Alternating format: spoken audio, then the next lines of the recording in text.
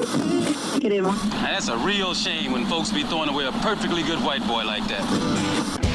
Welcome to the Nation of Jake on The Voice, KWAM, FM 107.9 and AM 990. All right, welcome to it. Yes, have some. It's the Nation of Jake on The Voice, FM 107.9, AM 990, online, KWAMTheVoice.com. We are streaming live on YouTube, the YouTube channel, Nation of Jake, one word. Run that bad boy all together, Nation of Jake, on the YouTube, and subscribe to the YouTube channel. You can also follow me on Facebook and Twitter at Nation of Jake on this Wednesday, August 21st, year of our Lord 2019, partly cloudy and 92 degrees, high is 95. Today, heat index 10 something or other, heat advisory in effect until 8 p.m. Got excited last night, started raining, big storm came through, so I immediately got on my phone and I texted the formerly bow-tied Joey Sullipeck. I said, hey, number one, where'd this storm come from? And number two, will it cool things off? And he wrote back in short order. Joey Sullipeck he's my guy. He wrote back, yes, to answer your questions, A, storm came from heaven, and B, barely. It hasn't done much to cool things off. So the heat advisory is in effect. I don't know how that affects anybody's soccer practices, soccer games, outdoor events, whatever it is. All I know is this. We got to get out and play some soccer, man. My kid's in competitive soccer now. First game scheduled for tomorrow. Got to practice tonight. And then on Saturday, we've got a big karate tournament. It's just so busy here in the Nation of Jake that I'm just happy I can break away for the 2 hours a day to do this radio show, and I'm glad you are here. Coming up on the program today, we got Donald Trump. He has everyone triggered today. Everyone is triggered by Donald Trump. I mean, he's trending on Twitter with a couple of different things he said. He has managed to offend and upset and trigger Jews, Jewish people, the fine people of Israel and the United States who happen to be Jewish, Democrats, Jewish Democrats, and Danes. And then also he's triggered all the other people who hate him every day. So half the country is being triggered by things the president is saying. We'll get into those, of course, because Donald Trump just manages to find his way in to the show every damn day. I guess that's what happens when you're president and you're Donald Trump. We've also got, I don't want to call it an update, but we've got more on the racist dog. Yes, the now famous racist German Shepherd Caesar from Collierville. He lives at the rectory of a church. I'm almost certain that many people don't know what a rectory is. At least the people who are complaining about there being a racist dog in Collierville. There's a big article in the Commercial Appeal by Tanya Weathersby talking about the problematic nature of there being a racist dog, or even calling a dog racist. Some serious mental and verbal gymnastics going on in this. We'll get into that. Also, some awful movie news. This is not news about awful movies. Well, kind of, in part. Potential awful movies, but some unfortunate news from the Marvel Cinematic Universe. It appears they could be down a pretty big superhero. So we got both kinds of movie news today, bad and worse. All right, so we'll get into that in a little bit, as well as Frank Colvett Jr., the Memphis City Councilman. Councilman Colvett will come on and talk about the happenings in yesterday's City Council meeting. I also want to ask him, what temperature do they keep City Hall? Now, it's not a federal building. I was going to go around and call all the federal buildings to make sure that they are abiding by the federal guidelines of keeping the interior of these buildings at 78 degrees while people are there, and while they're away, 85 degrees. And then if people sleep in the federal buildings, well, then it need to be 85 degrees. No, this story is blown up. 2 days ago, I brought it up on this program about the new federal guidelines as outlined by the Department of Energy. I guess Rick Perry. That's who we need to call. We need to call the former Texas governor, former presidential candidate Rick Perry. He's now in charge of the Department of Energy, or at least he was. Did he step down? My God, the turnover in the Trump administration is so vast. I have no idea who's in what position. I know at one point, Rick Perry was the director of the Department of Energy, the head. So I want to know what he keeps the thermostat set at. And we'll ask Frank Colvett Jr. that as well. I mean, they're all about conservation. They want to get rid of plastic bags and do all the things that are good for the environment, that are efficient. Well, let's see what they keep City Hall at during these meetings. We've also got the news crews. So all the local headlines, all the haps with, the new Catfish Cabin. That's right. We've got some updates on Catfish Cabin as well as some threats in Bartlett on some Bartlett churches. All right, so we'll get into all those things coming up. I guess first up, one thing that I woke up to is that Twitter was abuzz with something that Donald Trump tweeted. Surprise, surprise. The man's Twitter account, if you need to wag the dog, if you need a story, just go to Donald Trump's Twitter account. Every time he tweets something, it becomes national news, sometimes international news. We've got this situation where Donald Trump, he was praised on Fox and Friends by a conservative radio podcast commentator named Wayne Allen Root. All right, now just to set the stage for this, Wayne Allen Root is a guy, he was a libertarian at one point. He lives out in Vegas. He came on back to the Republican Party. He's one of these guys who's always available to go on a radio show. When I was working in Atlanta, I worked on a conserva-talk radio show. The Rusty Humphreys show, I was the producer, and he had guests every hour. Now, there were times where Wayne Allen Root wanted to come on the show, and there was times where we were glad to have him. He's an entertaining guy, and that's just it. Like, you have to understand that there's a line between, political analysis, news, and entertainment. And that line is just completely blurred. Okay? Wayne Allen Root is a media personality. He doesn't have a massive show. He's got a following. He's been on radio. He does media. He's always on Fox or Newsmax or whatever it is. He's a nice fella. I mean, I've talked to him multiple times. He's a friend of the program I produced. But as far as, his credibility, it's really not there. I mean, he's got fans. It's like any other radio show. I mean, I don't do the same kind of thing that Wayne Allen Root does. But listen, if I'm on TV, it's just because somebody needed to fill some time. It's not because I'm smart. Honestly, I do a radio show. I do the radio show for me. I do it for you, for people who like it. So it's entertainment, though. All right. So Wayne Allen Root goes on Fox and Friends and heaps praise all over the president. And it's pretty big. I mean, in such a way, calling him the king of Israel, that's good, the chosen one, that kind of stuff. So President Trump, which I think is weird that President Trump gets on Twitter and promotes people's books. And he's always, he's doing a lot of self-serving, pound his chest kind of stuff. And that's the kind of guy he is. He loves praise. He cannot say bad things about people who say good things about him. All right, you could say he's easily manipulated by that praise. Now, he wants everybody to like him. And when they do like him, he wants you to know they like him. That's just kind of how he is. A bit of a narcissist, megalomaniac, egoist, all of the above. All right, so President Trump has once again demonstrated his uncanny knack for riling up social media after he thanked American conservative author and radio host Wayne Allen Root for declaring him the greatest president for Jews and for Israel in the history of the world. That is massive praise. But it's coming from Wayne Allen Root. And this guy's a big-time Republican Trump guy.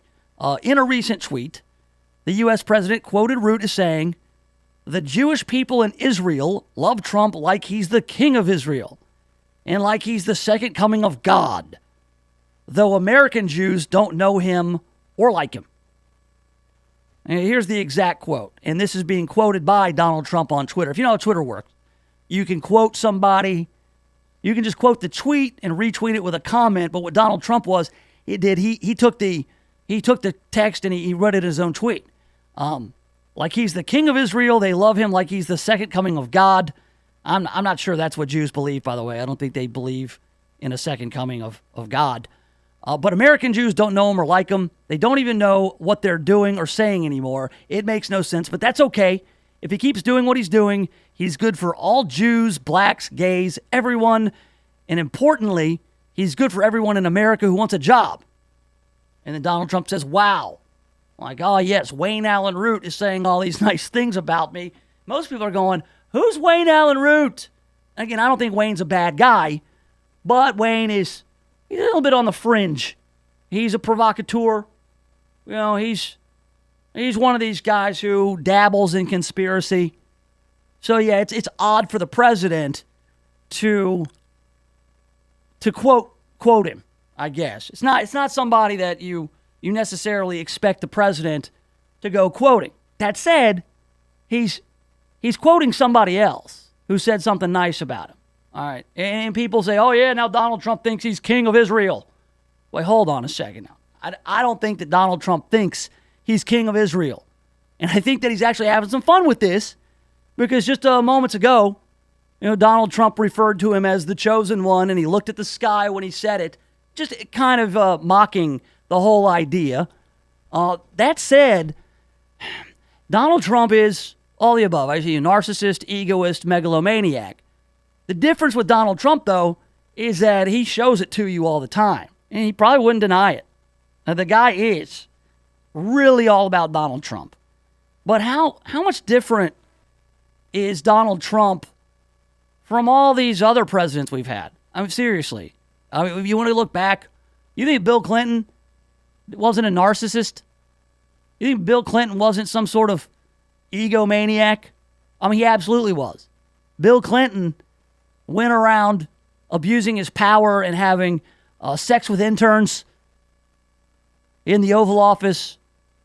I mean, he's been accused of sexual misconduct by, dozens of women, I guess we're up to. So, yeah, he was an egomaniac. Richard Nixon, egomaniac. FDR, egomaniac. All these guys, egomaniacs. Our last president, President Barack Obama, I mean, you didn't think that he was arrogant, he was kind of full of himself? I mean, I know a lot of people liked him. He's a popular guy. He's one of those guys where, hey, I'd probably like to have a beer with him. But remember when President Obama talked about when he was nominated to be the nominee for the Democrat nominee, when he won the nomination June 2008, well before the general election. Remember when he was talking about this was the moment? He had this whole this was the moment speech. Like right now, future generations will say this is the moment. Now, I think I've got the audio here. Let's take a listen to this. I face this challenge with profound humility and knowledge of my own limitations. But I also face it with limitless faith in the capacity of the American people.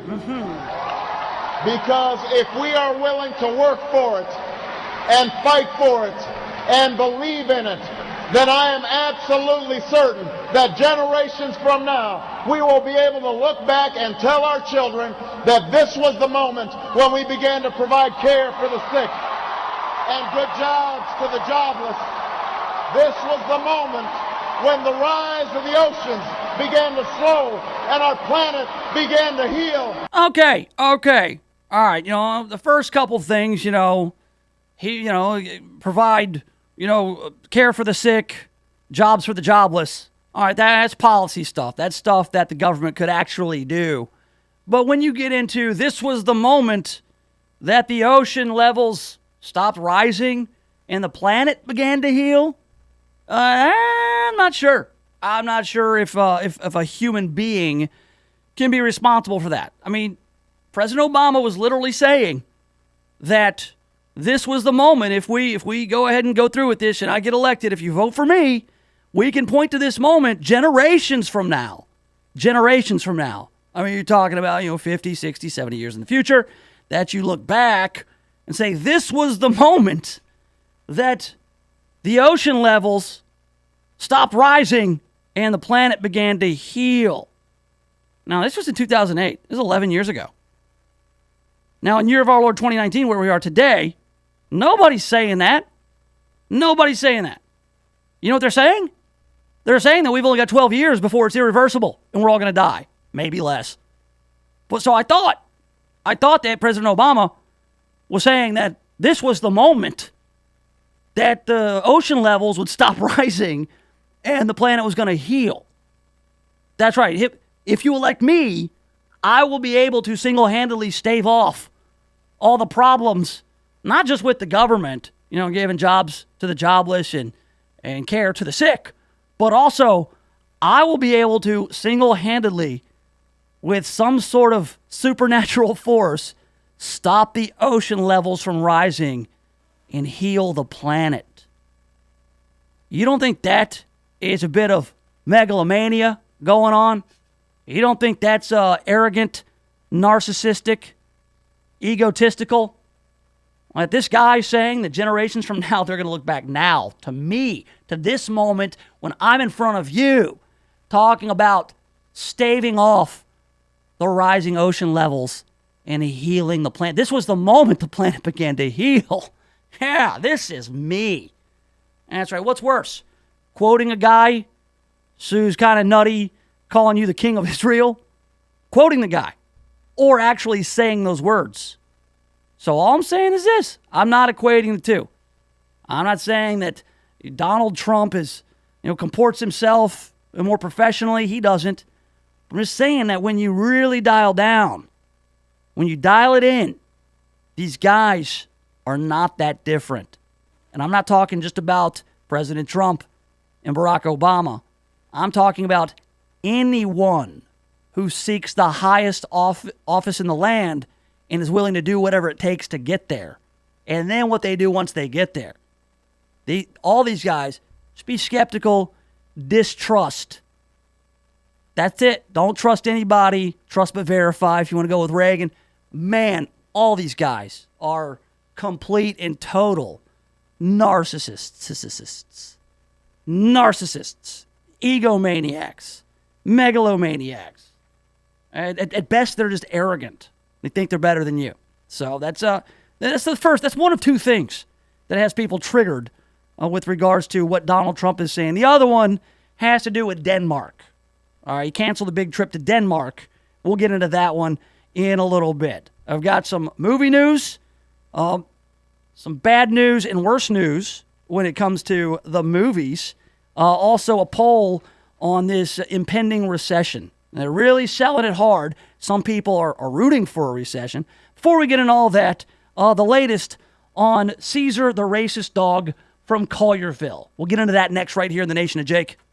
The Voice, KWAM, FM 107.9 and AM 990. If you're thinking about buying or selling a home, stop. Don't do anything until you talk to my man, James Underwood. James Underwood has been helping people like you navigate the Mid-South real estate market for more than a decade. So whether you're looking to buy your first home or you want to upgrade to your forever home, James Underwood can help make it happen. No gimmicks, no guarantees, just a rock-solid guy that I've known for 25 years. So now, if you're looking to buy or sell a home, hit up James Underwood with CryLike. JamesUnderwood.CryLike.com. That's JamesUnderwood.CryLike.com.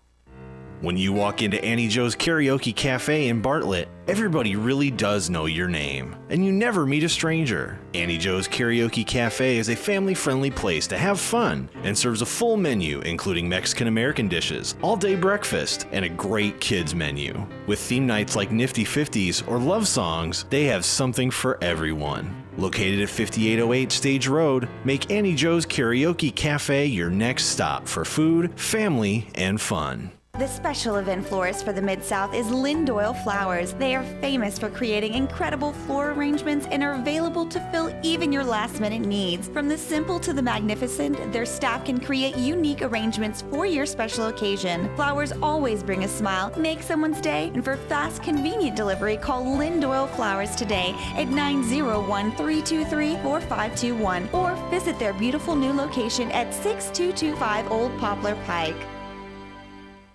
planning for retirement can be confusing and overwhelming. Tune in to the Servant Retirement Show to hear the current news and events today's retirees need to know. Every Saturday morning at 8 on KWAM, The Voice, AM 990. If you want to talk to Dan Groban or Philip Menard today about your retirement plans, call the team at Servant Advisors Group, 855-260-1000. That's 855-260-1000. Get started on the path toward a comfortable retirement today. 855-260-1000.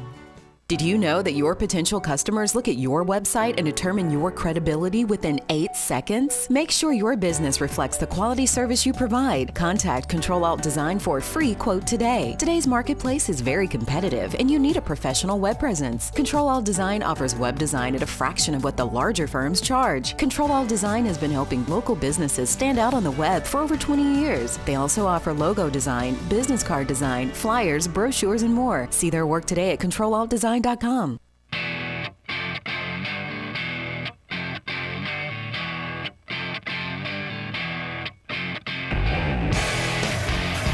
right. Yes, have some. Caesar, the now famous racist dog of Collierville, has gone national. It is now national news. We talked about it yesterday.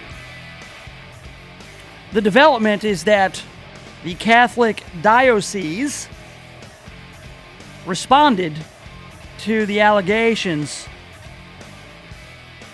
that using the racist dog excuse was just a way to keep LaShondra Allen, who is African American, from cleaning the rectory of the church.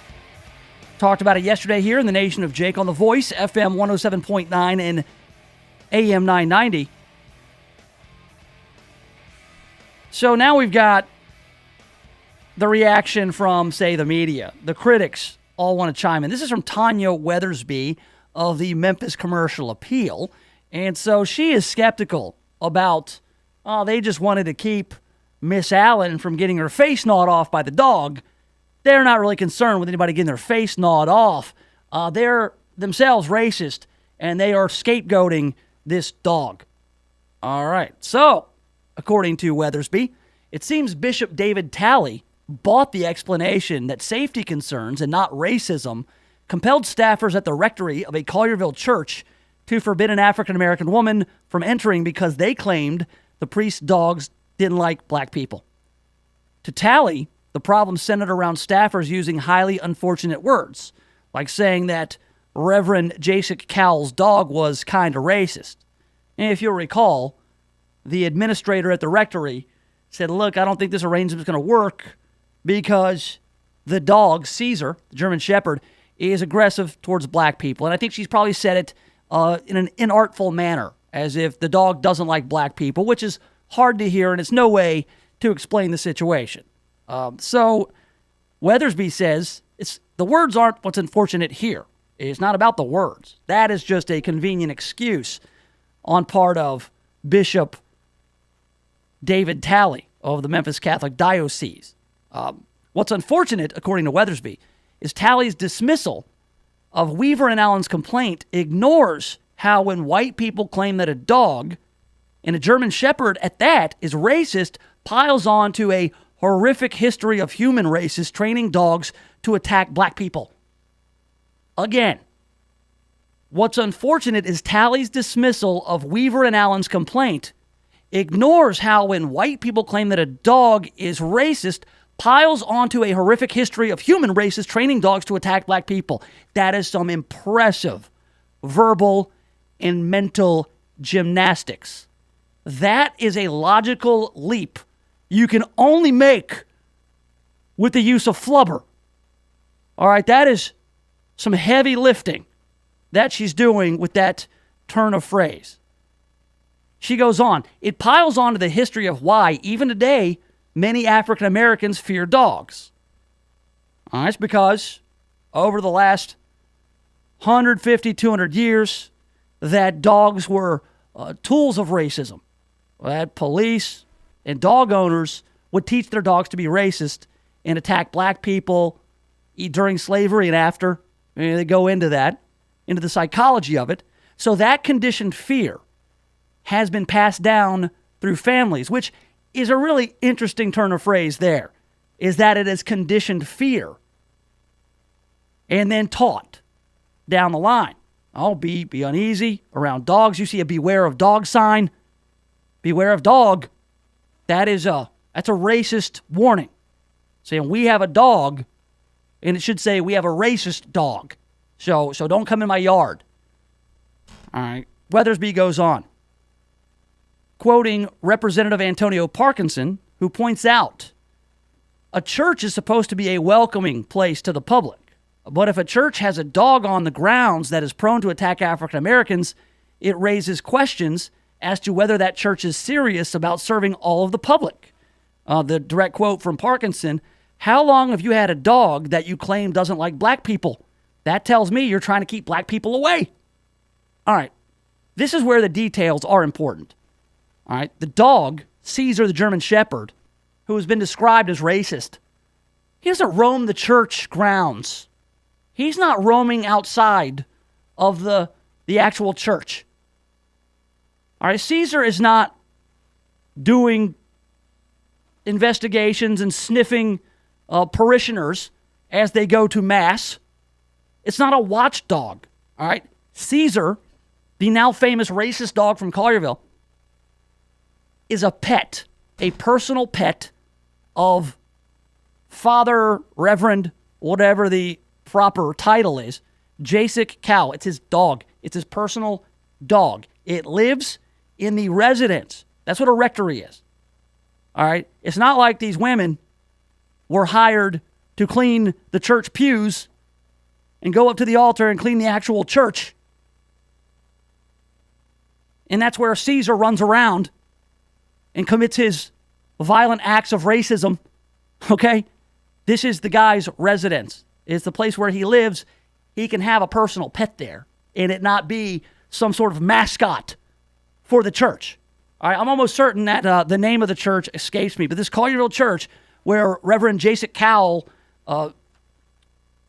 ministers and lives, that they don't have a photo of Caesar the racist dog as any of the welcoming brochures and whatnot. He's not a mascot for the church. So you've got people saying that, they're scapegoating this dog. How dare they put this all on the dog? Former state representative Johnny Turner, a veteran of Memphis' sit-ins and civil rights movement, said the idea of a dog being racist is ludicrous. Well, I agree with that. But she's saying, no, to put that on the poor dog is awful. She says it sounded like an excuse that my grandchildren would give if they got caught doing something they shouldn't have been doing. So, it's all pointing to everybody is skeptical of this bishop, newly appointed bishop to the Memphis Catholic Diocese, and this Father Jasek Cowell. They're not buying this excuse that they just didn't want the dog to attack a human being. No, they have to be racist, right? The Johnny Turner, the former state rep, says, a dog will do what it's trained to do. And Weathersby agrees. She's right. A dog will do what it's trained to do. Spoken like people who have never tried to train a dog. If you're lucky, a dog will do what it's trained to do. I tried to train a dog one time to do that bang thing where you fire bang and the dog dies or the dog rolls over. Try training a dog. It's not easy. It is not easy. So no, dogs don't always do what they're trained to do. Weathersby goes on, if a dog is more prone to attack people of color than whites, then it's likely the owner or the person who previously owned or trained the dog taught it that. Oh, that's right. That's right. That is your massive logical jump there that I'm not sure you'll make it. That's like trying, jumping between buildings. Oh, I can make it. I can make it to that balcony. Gravity takes over. Not so sure. How about this? If a dog is prone to humping your leg, do you think anybody trained the dog to do that? No. How about a dog is prone to sniffing your crotch? You think a dog was trained to do that? If a dog is food aggressive, especially a breed like a German Shepherd or a Pit Bull or something like that, you think it was trained to be aggressive? Was it most likely trained? All those things? All those unfortunate behaviors of the dog? No, because not all conditional responses are formally taught. Sometimes a dog has a conditioned response. That was incidental. In fact, I believe Reverend Jason Cowell said the dog had a bad experience with somebody who happened to be African American. And since then, the dog has shown some aggression towards African Americans. This is something I've noticed. And for your own safety, I think it would be best if you weren't in the same place as this dog. If, for instance, G-Man was telling me earlier that a rescue dog that he knows, somebody who has one of these rescue dogs, was abused by a previous owner who had a big beard. And G-Man's got a big beard. So the dog makes the connection, sees a beard. For the love of God, it's a dog. It's a dog. You're not talking about a rational human. In fact, there's very few rational humans in this entire ordeal. Because if somebody said to me, hey, the dog's got a problem with you, it's not your fault. It's not my fault.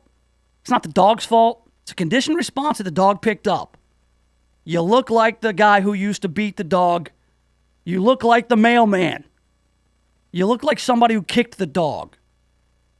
It could get dangerous. The dog could snap at you. It might be fine. But from what I've noticed, this could probably be a problem. And I want to let you know because I don't want to get sued for the dog ripping off your face or biting you.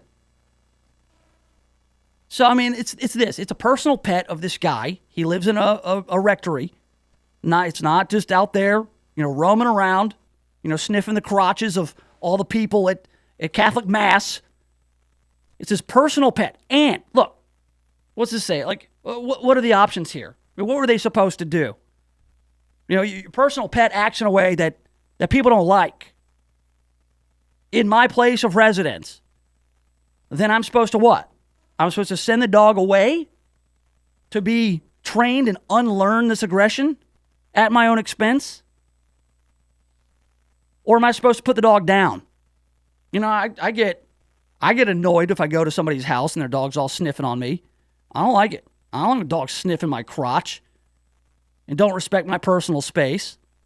I've been molested by dogs all my life. All right, dogs always sticking their noses right in my crotch and my private parts, man, my man parts. I don't like it at all. Now, what am I supposed to do? Tell people to get rid of the dog, train the dog, do something about this dog. I'd say, no, I live here. This is my dog. It doesn't bother me. Why don't you leave? I mean, that's where I would go with it. But instead, we've got all these think pieces about how, the bigger problem is that these Catholics, they're not sensitive to the history of racist dogs in this country. And it's not the racist dogs, it's the humans who taught them to be racist. Occam's razor, man. What is the most... Do you really think that the Catholic priest trained the dog to be racist? Do you really think that that's what he did? He sent it off to somebody to train it. Oh, by the way, I need the dog to sit, stay, fetch, maybe roll over, and also bite black people. Wait, what? No, it's not a reasonable explanation. So that I don't want to hear about Caesar anymore. I'm done with this racist dog story. I think somebody here is conditioned to assume the worst about people. With the author, the byline here, Tanya Weathersby, Commercial Appeal. I think that you are conditioned to assume that white people are racist. At least, if I'm reading this right. I can't buy the explanation that it was just out of a concern for safety, which is the most human and most reasonable and rational explanation. I have to dig deeper because I'm conditioned to look for racism in everything. Because that's how I get clicks and that's how I get radio hosts to talk about my stuff. That's what's happening here. The conditioned response. I mean, were you trained to do that? Maybe you were trained. I don't know. Maybe you need to unlearn it because it's ridiculous. Also ridiculous is what is happening to Spider-Man. Can you believe this? This is part of the awful movie news that I told you about earlier. Yeah, Spider-Man he's no longer with us. At least not in the way we want him to. And I'll tell you about that next right here in the Nation of Jake. The Voice, KWAM, FM 107.9 and AM 990. CBS News Update. The Department of Homeland Security wants to be able to indefinitely hold migrant children in detention instead of being forced to release them after a maximum of 20 days. The new rule will ensure that children and families in the care of the government are temporarily housed in facilities that are appropriate for their well-being. Homeland Security Secretary Kevin McAleenan. The facilities that we will be using to temporarily house families under this rule are appropriately fundamentally different than the facilities where migrants are processed following apprehension or encounter at the border. They are campus-like settings with appropriate medical, educational, recreational, dining, and private housing facilities. President Trump says the new rule will help keep families together. Immigration attorney Tammy Fox-Isikoff. I'm surprised that they would choose to do this at this time, having lost so many children and at a time when they really don't have their act together. Immigration advocacy groups are expected to launch court challenges of the rule change. CBS News Update. I'm Jim Shenlevy. This is Clark Howard. The other day, there was an airfare sale that had Paris at $262 round trip and had Amsterdam at $248 round trip. Both deals from New York. And this is a clear pattern over and over again. You're going to find when you want to fly internationally over the Atlantic Ocean, by far the best deals are going to be from New York.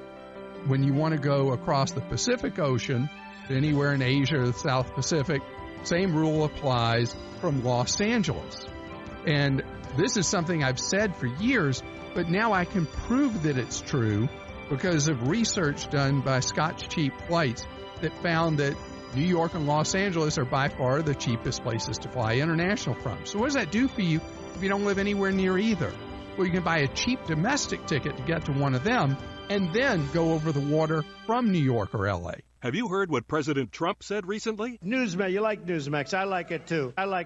Now you can watch Newsmax TV and get the truth about Trump from Bill O'Reilly, Mike Reagan, Alan Dershowitz, Pat Buchanan, and more. Newsmax TV is America's fastest growing cable news channel, now in 70 million homes. Find Newsmax on DirecTV, Dish, Xfinity, Spectrum, Optimum, Fios, Uverse, and more systems. See Newsmax TV today. It's real news for real people. I'm pretty handy around the house, but now that I have kids, I don't want to spend my Saturday installing a toilet or fixing an air conditioner. But thankfully, there's Home Advisor. Home Advisor helps me find the best home pros in my area to handle any kind of project. You can read reviews of the pros, check their availability, and even book appointments online. And what my wife loves most is that Home Advisor is completely free to use. Go to homeadvisor.com or download the free app to get started. Home Advisor.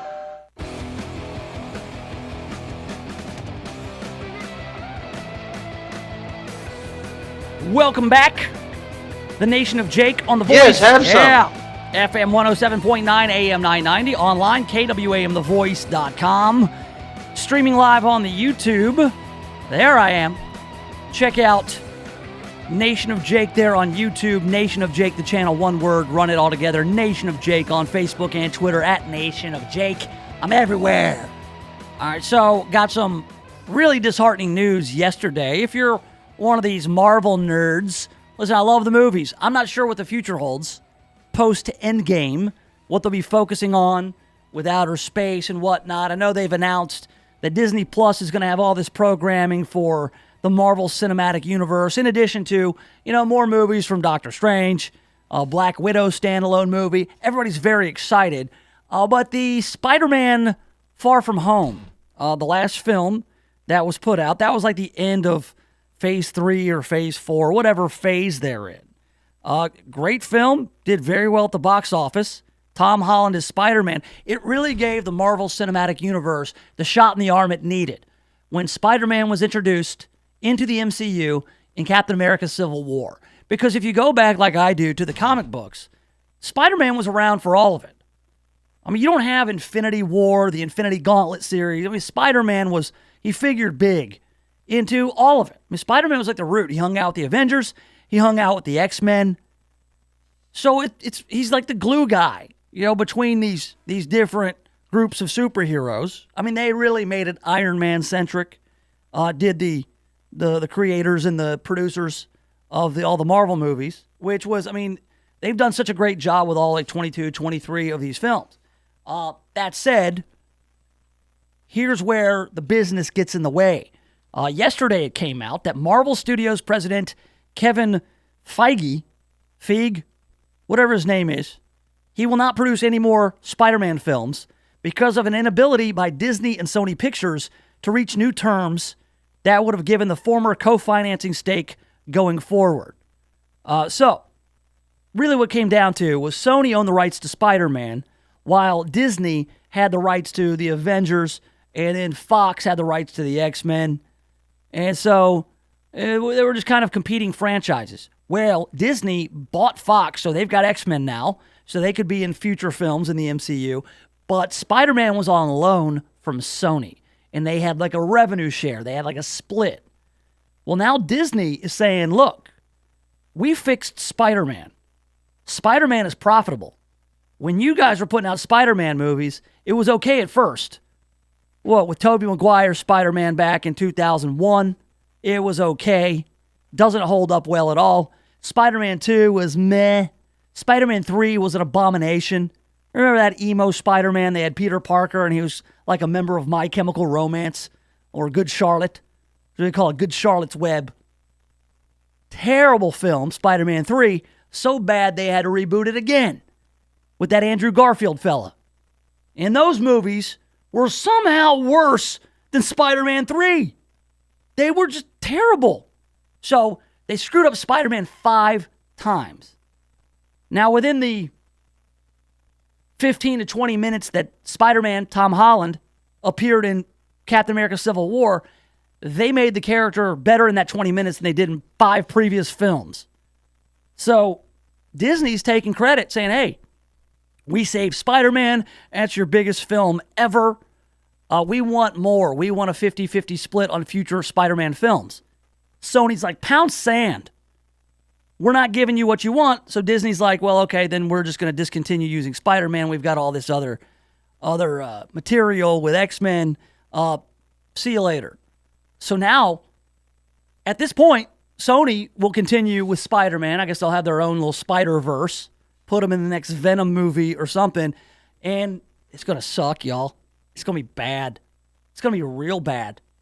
Now, this just might be a very public negotiating tactic. It says here that Sony Pictures now spent much of yesterday trying to spin Deadline, which is the source, about the prospective loss of Kevin Feige from the future Spider-Man films. First, the studio downplayed the idea he might be leaving. Then insiders pinned his exit on added responsibilities from the Fox acquisition of the X-Men franchise, saying, oh, they're not focused on Spider-Man because you got X-Men coming in, da-da-da-da-da-da. They declined to make a statement. All of this was reflected as factors in Deadline's break of an important and widely regurgitated story. Sources maintain the exit was about money. Disney was looking for a 50-50 co-fi stake as the price for Marvel and their continued guiding hand that resulted in the delivery of Sony's biggest grossing film ever.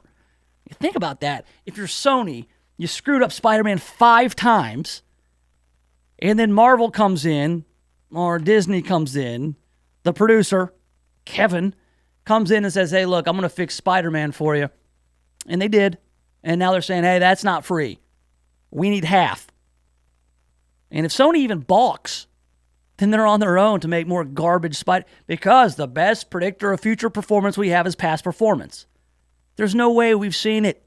You've seen what Warner Brothers has done with the Justice League in DC Comics. They have to reboot those again because they're awful. Nobody likes them. So I'm just saying, Sony, don't screw up a good thing. Don't do it. What did I read? That Disney has all the merchandising on Spider-Man? This is nuts. I just don't want them to screw up Spider-Man. What about the fans? You know, everybody likes Tom Holland as Spider-Man. Everybody likes those movies. And then what's going to happen? They're going to take Tom Holland and put him in Spider-Man Heaven along with Tobey Maguire and Andrew Garfield. And it's just going to be, if I were Tom Holland, I'd say no. I'd pull a George Lazenby. And George Lazenby was 007, James Bond for one movie. And he said, yeah, I don't want to do this. So Tom Holland should just grow a beard and just go on talk shows and just slam everybody and just have them. And then when they come to their senses, then come back to the table and be the Spidey that everybody knows and likes. How do you screw up Spider-Man? Terrible. All right, but most people are not worried about Spider-Man, I don't think. Most people are worried about the impending recession. That's right. An overwhelming majority of voters are worried about a possible 2020 recession. Oh, I wonder why. I wonder why they're worried about it. I'll tell you why they're worried about it. Coming up next right here in the Nation of Jake.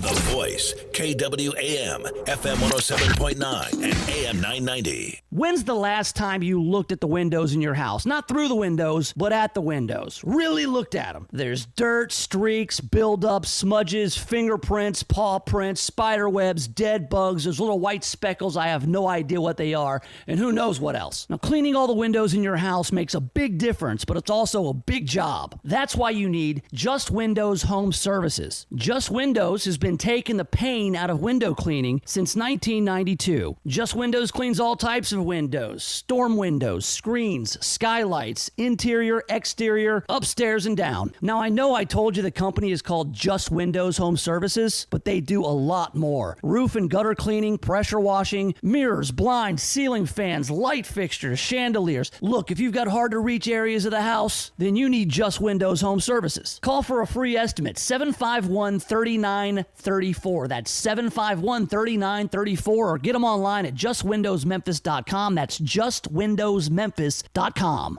Hey, are you ready for your new baby? Yeah. Are you familiar with the ABCs of infant safe sleep? No, what's that? Babies should sleep alone, on their back, and in their own crib. Wow, I didn't know that. Thanks. For more information regarding infant safe sleep, contact the Shelby County Health Department at 901-222-9000 or log on to shelbytnhealth.com.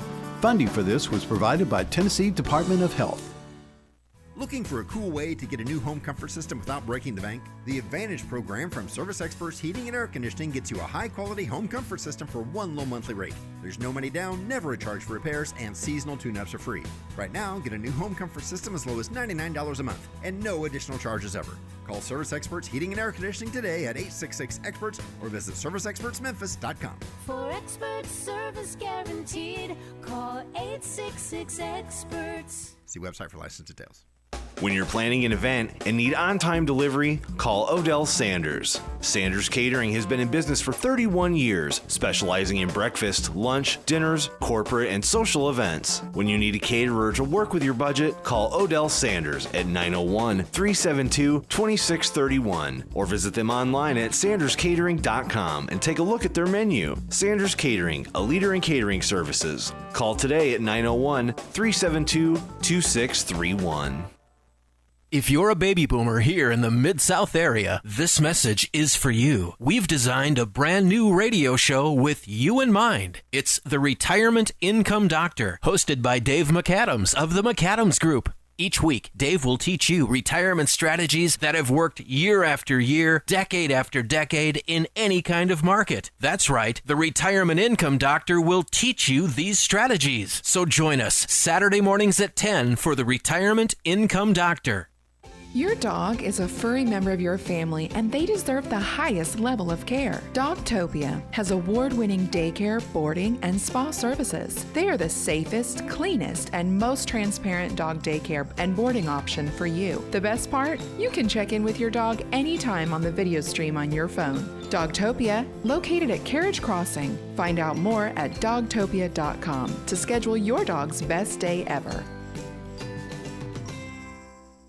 I'm Ed Parami, the owner of JanPro, the franchise that helps you be your own boss. JanPro is now the fastest growing franchise in the entire world for the second year in a row by Entrepreneur Magazine. We are growing so fast we need new business owners right here in Memphis right now. So if you want to be your own boss and open your own business, call JanPro at 901-683-4900 to see just how easy it is to be your own boss. For as little as $950 down, you can be a part of JanPro. Don't waste another minute. Call 901-683-4900.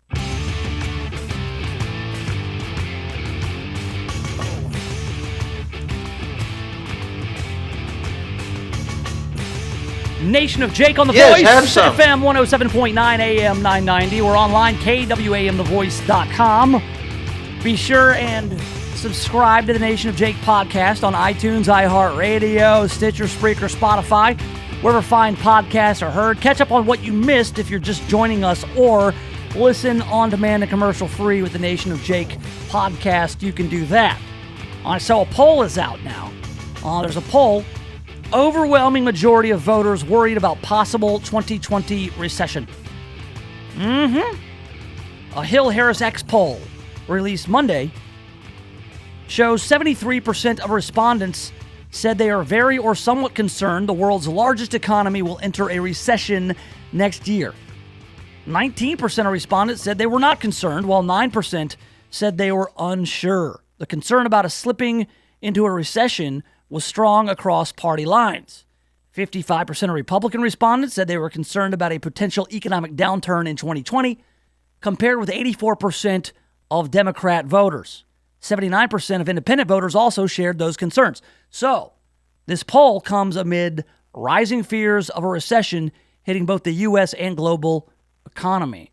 I wonder where they got this idea. I wonder why everybody is all of a sudden so concerned. An overwhelming number of people are concerned. Are all these people economists? Are they the ones who are looking at all the signs? They're looking at the stock market. They're looking at the retail sector. They're looking at jobs and unemployment. I mean, are they looking at all these numbers and coming to their own conclusion? I have an idea why an overwhelming number of people are worried about a possible 2020 recession. I think it's because they've been told that a recession is coming and recessions are bad. Okay, so let's just try a thought experiment, I don't know, with anything else. Let's say the headlines for a week straight are killer bees are swarming and coming to the United States. And they are going to sting you. And that is the headline. All right, the headline is that killer bees are on their way in giant swarms. How's that going to make you feel? Oh, no, not the bees! Not the bees! Ah! Open my eyes! My eyes! Ah! You'll probably be pretty worried about it. I don't know. You here's what you do. Put that headline out. That killer bees in giant swarms are coming for you. And then poll people on whether or not they're worried about giant swarms of killer bees coming for you. Of course. You've been told it's going to happen, and it's something you don't want to happen. So of course you're going to worry about it.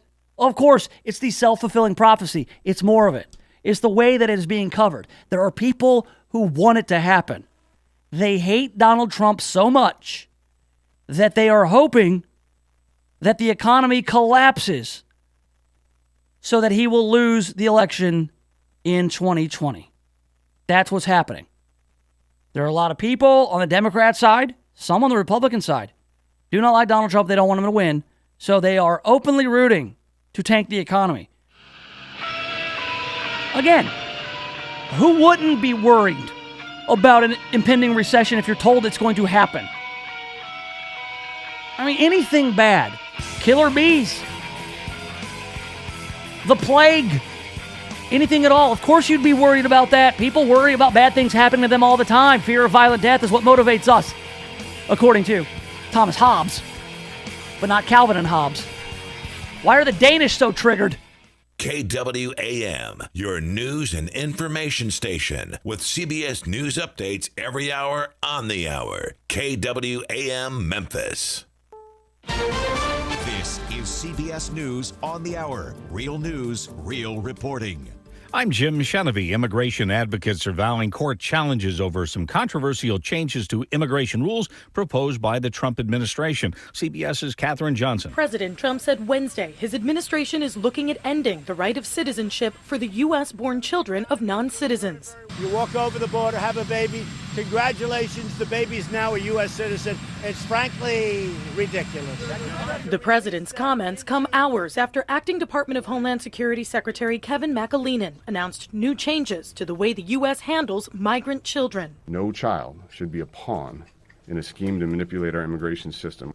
The new regulations would effectively end the Flores Agreement, which requires the government to release detained migrant families into the U.S. within 20 days. President Trump had said he would want input from the NRA on proposed gun law changes. After a phone call with the gun rights group last evening, the president appeared to be backing off some much stricter background check rules on gun purchases. We have a lot of background checks right now.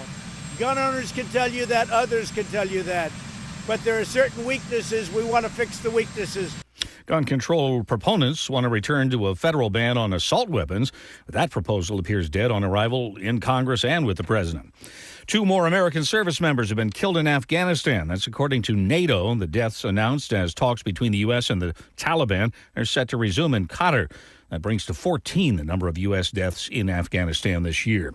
A U.S. drone was shot down over Yemen. CBS's Cammie McCormick. The drone was shot down late Tuesday, and the Iranian-backed Houthis claimed they were responsible. The U.S. Central Command says it's investigating, but the statement goes on to talk about Iran's provocative actions and support for militants. The latest shoot-down comes as tensions between the U.S. and Iran are on the rise. There's work underway outside the International Space Station. 2 astronauts spacewalking. CBS's Bill Harwood. All spacewalks, of course, are important to NASA and the International Space Station, but this one had a little bit of extra significance. They're attaching a second docking port on the space station. This is where SpaceX and Boeing will be able to dock their new commercial cruise ships once they start flying with astronauts either late this year or sometime next. Will the Fed cut interest rates again? CBS's Jason Brooks. The minutes of the July Fed meeting indicate a divided central bank when it comes to interest rates. While the Fed cut its benchmark rate by a quarter point at the meeting, 2 members wanted a bigger cut, while some insisted that there should not be any rate cut. The Fed says while it expects moderate economic growth through 2020, it says trade pressures will persist. Right now on Wall Street, the Dow is up 218 points, the Nasdaq up 57, the S&P up 19. This is CBS News. The CBS World News Roundup Late Edition with Jim Chenevey. President Trump held a series of meetings today on the border wall. Every weeknight on the CBS Radio Network. It is a horrible scenario, but it happens. Dennis writes about his wife. She was diagnosed with leukemia. In fact, she's a 2-time survivor, and in the midst of all that, they ran up over $1 million in medical bills. Thankfully, they're MediShare members. And Dennis says they are so thankful for that, how others came together to meet their needs. And that's how so many MediShare members feel. This is not health insurance. It's different. You don't have to pay for things you don't believe in. And like Dennis found out, it just works. So if you join MediShare, not only do you save a lot of money, the typical family saves about $500 a month, but you know where your money's going each month. You're helping people, and if the time should come, they'll be helping and even praying for you. So yes, it's different, and as more than 400,000 people now know when it comes to healthcare costs, different is beautiful. Find out more. Call 866-88-BIBLE. That's 866-88-BIBLE. 866-88-BIBLE. Do women have different heart attack symptoms from men? Well, not according to a new study. The 4-year study of heart attack patients in Scotland found 93% of men and women reported the most common symptom, chest pain, and about half of all men and women reported pain down their left arm. Co-author Dr. Nick Mills. The really important message is that we should consider heart disease in men and women similarly, rather than label women as having atypical presentations. The fear is that this medical myth has led to the undertreatment of women heart attack patients with potentially fatal results. Vicki Barker, CBS News, London. NBA Hall of Famer Larry Bird demanding changes to a mural painting of him on an Indianapolis building. Artist Jules Munch painted Bird in a picture of Sports Illustrated cover dating to when he was a star at Indiana State, only she added tattoos, including 2 rabbits mating on one arm and a spider web on Bird's shoulder. Jim Chenevey, CBS News. It is a horrible scenario, but it happens. Dennis writes about his wife. She was diagnosed with leukemia. In fact, she's a 2-time survivor. And in the midst of all that, they ran up over $1 million in medical bills. Thankfully, they're MediShare members. And Dennis says they are so thankful for that, how others came together to meet their needs. And that's how so many MediShare members feel. This is not health insurance. It's different. You don't have to pay for things you don't believe in. And like Dennis found out, it just works. So if you join MediShare, not only do you save a lot of money, the typical family saves about $500 a month, but you know where your money's going each month. You're helping people, and if the time should come, they'll be helping and even praying for you. So yes, it's different. And as more than 400,000 people now know, when it comes to healthcare costs, different is beautiful. Find out more. Call 866-88-BIBLE. That's 866-88-BIBLE. 866-88-BIBLE. Look at that freak! Look at him. Seems like a nice guy, and he just exudes macho. Welcome to the Nation of Jake on The Voice, KWAM, FM 107.9 and AM 990. Welcome back to it. Yes, have some. The Nation of Jake on The Voice, FM 107.9, AM 990. We're online, KWAMTheVoice.com. We're also on Facebook, Nation of Jake, on Twitter, at Nation of Jake. You can stream the show live. The video stream is at YouTube. The YouTube channel, Nation of Jake. Run it all together, Nation of Jake. So far on the program, we've talked about the impending recession. Overwhelming amount of people are concerned about a possible recession because they've been told that there is going to be a recession. And so, yeah, who wouldn't worry about it? Well, it's something. Nobody wants a recession. Yes, hey, tell somebody something bad's going to happen, and then ask them if they're worried that it's going to happen. It's like, well, you told me it was going to happen. Yeah, it's bad. It's just an odd way to go about things. It's just a self-fulfilling prophecy. I'm not thrilled with it. We've also covered Caesar, the racist dog from Collierville, the latest in that saga. We talked about Spider-Man. Yeah, Spider-Man will be exiting the MCU if things stay the way they are. Sony and Disney can't get together on a compromise on the money, and that's how it is.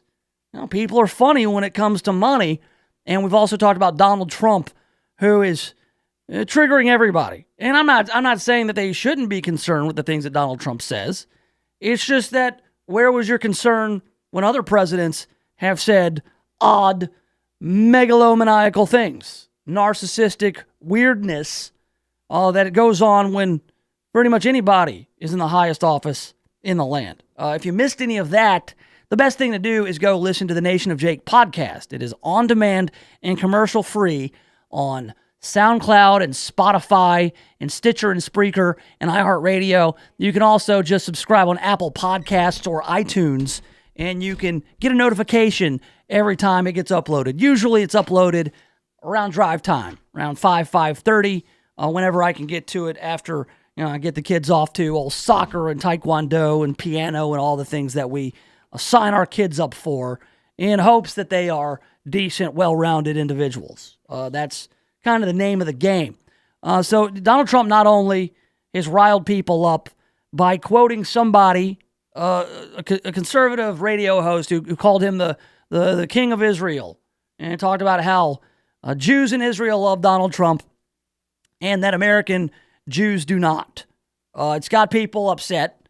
The anti-Semitism has been kind of an issue lately. You have actual anti-Semites, and then you've got people who say things. I think that you just go wrong when you speak about anybody, any group, with broad generalities. I just think it's bad. Treat everybody as an individual. Everybody has their own reasons for the things they do, the people they vote for, what they think, and what they believe. And just don't lump everybody together, and you're all right. How about we just not talk about Jews or blacks or gays or whites as if they all believe the same things, because they don't. That's where you get into trouble. All right, so Donald Trump made some comments about American Jewish people who vote for Democrats, called them disloyal, and that kind of feeds some tropes. And I'm not excusing what Donald Trump is saying. For sure, he's a narcissist, right? For sure, he's a megalomaniac and an egoist, all the above. I was just pointing out that he's not the only one.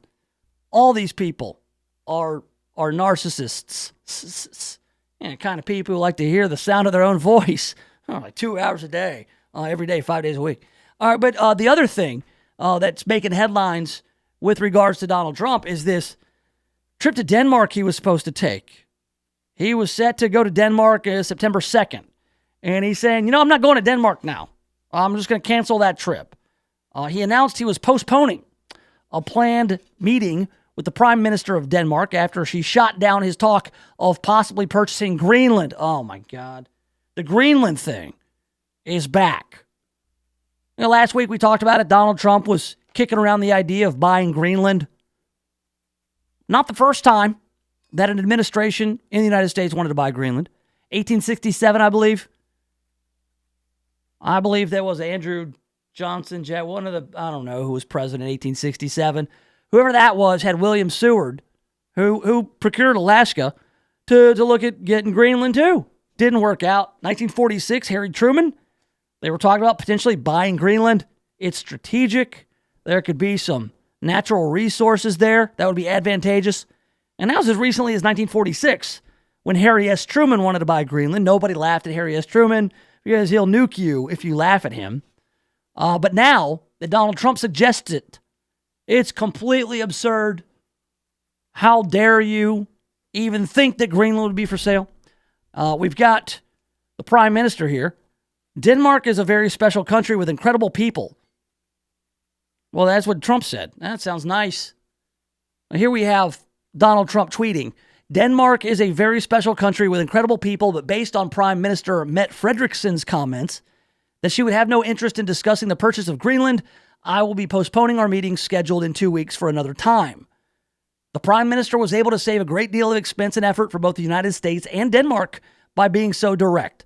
I thank her for that and look forward to rescheduling sometime in the future.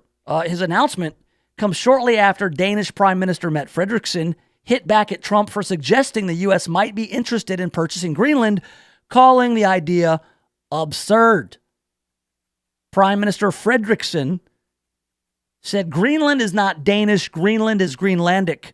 I persistently hope this is not something that is meant seriously. She called it absurd. Donald Trump did not like being called absurd. He had this to say. No, Denmark, I look forward to going, but I thought that the Prime Minister's statement that it was absurd, it was an absurd idea, was nasty. I thought it was an inappropriate statement. All she had to do is say, no, we wouldn't be interested, but we can't treat the United States of America the way they treated us under President Obama. I thought it was a very not nice way of saying something. It was very not nice. He talks like my children, my 5-year-old. That was very not nice. All right, so he's not going to Denmark, and now all the Danes are upset. All the Danish politicians, after he announced he wasn't going, we've got Danish politicians and citizens reacting with surprise and frustration to the news that President Donald Trump had postponed the state visit to Denmark. It is with regret and surprise I received the news of Trump's cancellation, Prime Minister Frederiksen said at a news conference, adding that the government's preparations had been well underway. I was looking forward to having a dialogue on the many shared interests that Denmark has with the U.S., saying those interests including developments in the Arctic, in which call for further cooperation between the U.S. and Greenland, Faroe Islands, and Denmark. Therefore, I would like to underline our invitation for stronger cooperation on Arctic affairs. It still stands. She added that any potential sale of Greenland to the U.S. has been clearly rejected. So we've got this other guy, Morten Østergaard, a leader of Radikal Venstre, a center-left party in a ruling coalition with the Social Democratic Party, tweeted, "The reality is stranger than fiction. It shows why, more than ever, we should regard EU countries as our closest allies. The man is unreliable." So they're saying it's disrespectful. Donald Trump's not coming here. Listen, you called the guy absurd. He said, no, it's absurd. He said he wants to buy Greenland, and he's absurd. So he didn't like that you called him absurd. Everybody's being kind of a baby when it comes to this. There's at least one guy. There's at least one guy who doesn't blame Donald Trump for not coming. We have Nikolai Oster. He splits his time between Denmark and Switzerland. He emphasized that while he's not a fan of Trump, he had rented signs to show support for the visit and counter grown-up Danes behaving like kindergarten children toward the representative of our most important ally. He blames the visit being canceled on his government's response to Trump's interest in Greenland. He says, the Danish government and politicians have from the beginning said, no, we are not engaging in any discussion and debate about the whole Greenland situation. Because it's Trump, we will say no and make fun of him. He says, why should he come? Yeah, you could just said no, not for, just like Trump said. I was like, you just say no, you're not interested. You don't have to call it absurd and say that I'm an unserious person. Especially, look, I was talking to my buddy Dave today. Dave's real smart. He's an attorney out of Nashville. We like to talk about, news of the day and politics and whatnot. And he was kind of bringing this whole Greenland thing up as if it was just something out of a science fiction movie. And I had to point out, I'm like, bro, we've purchased land before. I mean, it's not something that's done in modern times that often. But Alaska, Louisiana purchase. Didn't we buy the Philippines for a while? I think so. And as recently as 1946, this country expressed an interest in buying Greenland. And, Danish can say, oh, they're autonomous. Well, you know who else was autonomous? It was Hong Kong. And it wasn't even 22 years ago with the lease, the 99-year lease from Great Britain. I guess they leased it with no option to buy Hong Kong. So it's not out of the realm of possibility. But, I mean, it does seem kind of goofy, especially when it comes from Donald Trump, that he wants to buy Greenland because then the jokes, they write themselves. Oh, he's going to put a Trump tower there. Yeah, I think that there was even a Photoshop of a big gaudy gold Trump tower right there in Greenland. He said, I promise not to do it. So it's all just goofy. I have some ideas as why the Danes are so mad about this. Well, number one, sure, you plan a reception for the president of the United States, who I'm not sure how often the president goes to Denmark. I'm not on the world stage. I'm not sure how relevant Denmark is, with how busy the globe is these days. They're so mad because nobody gets to predictably quote Hamlet. Something's rotten in the state of Denmark. The famous quote. Yeah, you know what? As soon as Donald Trump sets foot on Danish land, you know that's going to be everywhere on Twitter because everybody thinks they're so witty and so funny. They just could not wait to quote Hamlet, something's rotten in the state of Denmark. Even though it'd be Danish. Something's rotten in the state of Denmark, yeah? And also, nobody would pay attention to Denmark otherwise. Denmark was going to get some serious attention in serious ink if Donald Trump goes there. But he's not. They're getting the attention anyway. I mean, people actually know who Mette Frederiksen is. And people know. Nobody knows. Nobody knows who the Danish prime minister was or the Danish queen. By the way, Danish queen sounds like a place I would love to go if, say, Donut King is closed. And go over to the Danish queen. It's fantastic. Sounds like a mid-mall food court eatery kind of thing. All right, that's all very goofy, all very silly. There's a lot of other stuff going on with Trump, but we are done with the Trump dump for today. We've got some local focus coming up. We've got our friend, our councilman here in the Nation of Jake, Frank Colvett Jr. of the Memphis City Council. We'll check in with him about yesterday's council meeting, and we'll do that next right here in the Nation of Jake. The Voice, KWAM, FM 107.9 and AM 990. When's the last time you looked at the windows in your house? Not through the windows, but at the windows. Really looked at them. There's dirt, streaks, buildup, smudges, fingerprints, paw prints, spider webs, dead bugs, those little white speckles. I have no idea what they are, and who knows what else. Now, cleaning all the windows in your house makes a big difference, but it's also a big job. That's why you need Just Windows Home Services. Just Windows has been taking the pain out of window cleaning since 1992. Just Windows cleans all types of windows, storm windows, screens, skylights, interior, exterior, upstairs and down. Now, I know I told you the company is called Just Windows Home Services, but they do a lot more. Roof and gutter cleaning, pressure washing, mirrors, blinds, ceiling fans, light fixtures, chandeliers. Look, if you've got hard to reach areas of the house, then you need Just Windows Home Services. Call for a free estimate, 751-3934. That's 751-3934, or get them online at justwindowsmemphis.com. That's justwindowsmemphis.com. When you walk into Annie Joe's Karaoke Cafe in Bartlett, everybody really does know your name, and you never meet a stranger. Annie Joe's Karaoke Cafe is a family-friendly place to have fun and serves a full menu including Mexican-American dishes, all-day breakfast, and a great kids menu. With theme nights like Nifty 50s or love songs, they have something for everyone. Located at 5808 Stage Road, make Annie Joe's Karaoke Cafe your next stop for food, family, and fun. You and your friends and associates are invited to attend the Mississippi Senior Expo and Health Fair, Thursday, September 19th from 9 a.m. until 2 p.m. at the Brown Missionary Baptist Church, located at 7200 Swinier Road in South Haven, Mississippi. There will be health exams, flu shots, entertainment, and this year, there'll be food trucks on site to allow you to enjoy lunch while you're there, and a demonstration on healthy living by the Silver Sneakers. The Mississippi Senior Expo and Health Fair is promoted by the DeSoto Times and the Best Times. Mark your calendar for September 19th. You'll be glad you did.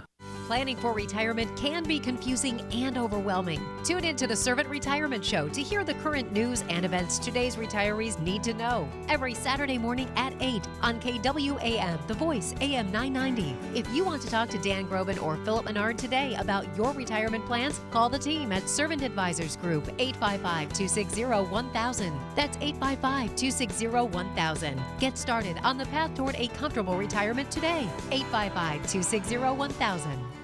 Everyone knows that even good people fall on hard times. Your credit cards get maxed out, and you get behind on your taxes. Unfortunately, the IRS is not as understanding, and they won't stop until they collect. They have the power to take your paycheck, freeze your bank accounts. Even your home or business could be at risk. It's simply not worth it to take on the IRS by yourself. You need to call the experts at Optima Tax Relief. When you call, be sure to ask about the Fresh Start Initiative. It's a special IRS tax debt assistance program that could save you thousands, even tens of thousands. Optima will immediately provide you with a team of professionals who could protect you from the IRS, ensuring that you get the best possible outcome. The Better Business Bureau has awarded them an A+ rating, and you will too. So put the hard times behind you and call Optima today for a free consultation. Call 800-367-6289. 800-367-6289. 800-367-6289. Optima Tax Relief.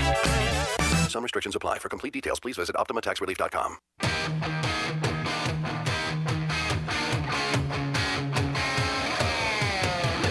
A hot one today, another hot one, heat advisory in the Nation of Jake. And that's not just because I'm playing hot tracks and Van Halen, no! No, it's seriously, it's hot out there. The AC here in our studios at KWAM The Voice, it's having a hard keeping up. It's getting a little toasty in the studio. That's not good for the equipment. The kids are not playing on the playgrounds today. I believe that soccer practices are canceled or maybe postponed until it gets a little later in the evening. So, yeah, be careful out there. It is definitely hot. I don't know if it's excessive heat warning yet, but it is definitely heat advisory here in the Nation of Jake. Be advised. All right, so we've got our made man, Frank Colvett Jr., Memphis City Council, once again in the Nation of Jake to give us a rundown of what's going on at the City Council, the meeting yesterday, Tuesday. Frank, before we get started, I got to ask you a quick question. Are you okay with that? Absolutely. All right.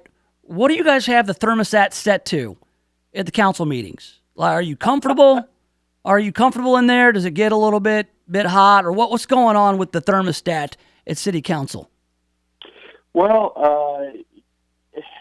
I sweat at 50 degrees, so, it's always hot to me. You always get the meat sweats? You get the meat sweats? You're like, oh, man, I need myself salami. Yeah, you know how it goes. So, I'm forever hot, but it's there is starting to be many an argument about the temperature in the room. Give me a number, Frank. Give me a number. What is it, 72? 69? 72. 72. So room temperature in the Memphis City Council. Well, you know about the federal guidelines. Are you going to maybe bring that up to your fellow council people about abiding by the federal guidelines for temperatures indoors? I mean, you know that you guys should be at 78. Really? Yeah. I didn't Yeah. You got to read up, Frank Colvett Jr. I mean, I know this isn't Memphis City recommendations, but these are federal guidelines from the Department of Energy. This is all the rage right now. People are debating on what is the appropriate temperature to keep it indoors. The DOE. And hey, is Rick Perry still the head of the Department of Energy? I don't know. I think so. Okay, if he is, his department says if you are at home or if you're indoors, 78 degrees is the walking around temperature in your house. If you That's are a little warm. You think it's a little bit warm. All right. I'm not going with 78.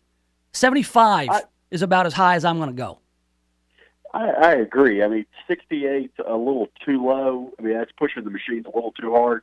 But 72 can be comfortable. I mean, if you're in a full suit, it's a little uncomfortable. But, if you're working and you don't have to wear a tie, 72 will work just fine. I mean, I'm looking right now, it's 105, 106 on the heat index. So, and I believe that's the state rule is no outside activities, no outside sports at 105 and over. Right, yeah, because put the kids in danger. You don't want to do that. We don't want any kind of casualties from the heat. I bring it up because Frank Colvett Jr., Memphis City Council, I want to call around all the federal buildings to see what where they are setting the temperatures, because I think it's kind of hypocritical for the federal government to come out and tell you to keep your thermostat at 78 and then sleep with it at 82 and then, set it to 75 when you're gone, when they themselves, there's no way that they're keeping it at 78 during a 105-degree heat advisory. I just, knowing the federal government and their propensity to spend money, they'll probably give us some really wonderful excuse that'd be hard to argue against, files or whatever. No, here's what they would say. Here would they say, no, you have to keep yours at 78 so we can keep ours at 68. Like, that's part of the calculus. That's the part of the calculus for the federal recommendations. All right, enough about the thermostat, Frank Colvett Jr. You guys had a meeting yesterday, every other Tuesday, the city council down at City Hall. What went down? I'm going to let you take the lead on this. I'm not going to beat you up this week. Well, I certainly understand and Max appreciate. But going back to the temperature thing, I mean, it speaks to, I think, the Nation of Jake and Frank Colvett and our thought that, look, we think your money is best spent how you want to spend it and best in your pocket, not the government. Right. And not to get on my soapbox about it, but it does speak to the, do as I say, not as I do.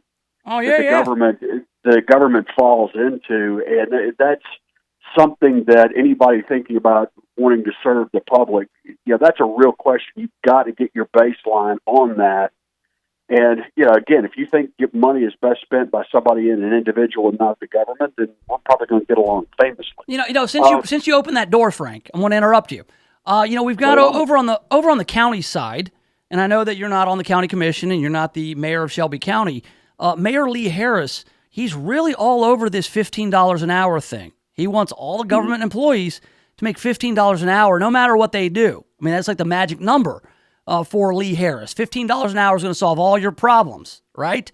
That's a lot easier to do when you're paying those wages with taxpayer money, isn't it?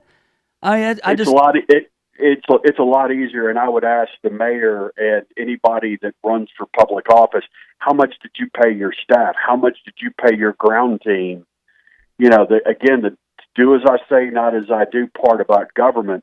I'm always concerned, and as I've shared before, my day job, I'm a landscape contractor, and you cannot, in a competitive world that I'm in, pay a guy or high school kid for the summer $15 an hour. The market will not bear it.